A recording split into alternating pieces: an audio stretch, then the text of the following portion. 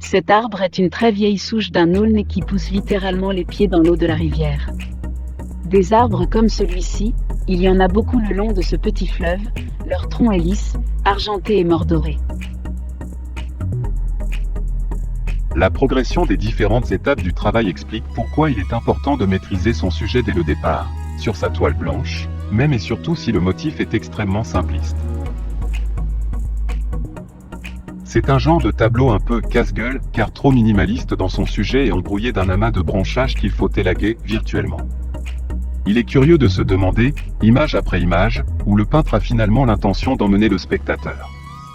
Cet arbre est mort, donc il ne fait plus aucune feuille, et alors son graphisme se détache d'autant sur l'arrière-plan de frondaison des berges. Lisieux, vieil aulne au bord de la Touques, huile sur toile de lin, 33 sur 41 cm, peint au couteau en 2018. Vidéo saisissante où je découvre les vigoureux coups de couteau, en pleine patte, que le peintre a travaillé comme un véritable sculpteur dans l'écorce de cet arbre mort. Remarquez bien les racines qui s'agrippent dans la terre et les cailloux du lit de la rivière, qui, en cet instant est à un niveau assez bas, lorsque les crues arrivent l'arbre disparaît à moitié. Sur cette toile de très nombreux gris chauds donne une atmosphère douce qui illumine les tonalités froides. À quelques mètres de cet arbre mort, les berges de la rivière sont bien misérables, rives effondrées rendant tout passage impossible, arbres tronçonnés car ombrageux, et les squelettes abandonnés des anciens vanages industriels. Bucolique tout cet environnement? Pas vraiment. Et c'est grand dommage, cet endroit peut devenir touristiquement intéressant sur l'histoire de la ville au siècle passé. Ce croquis, fait à la plume rehaussée de la vie, est une simple étude réalisée sur place en vue d'une toile. Je n'ai pas donné suite, le coin très curieux et isolé n'est pas trop bien fréquenté, ceci représente la seule structure étonnante et historique de ce que les Lexoviens appellent le vanage bleu.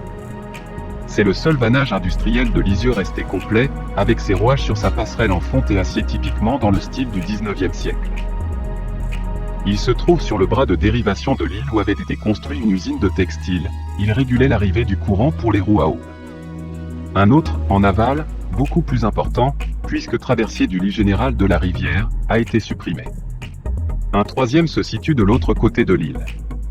Tout cet ensemble important, dont l'usine en friche industrielle, est abandonné ou en ruine. Lisieux, ancienne filature abandonnée au bord de la Touques, huile sur toile de lin, 33 sur 41 cm. J'ai peint cette toile, à la brosse, en 2016, mon cheval est presque les pieds dans l'eau, comme le vieil aulne qui se trouve juste à côté. Les nombreuses filatures avec leurs roues à aube et leur vanage étaient le paysage industriel de toute la ville.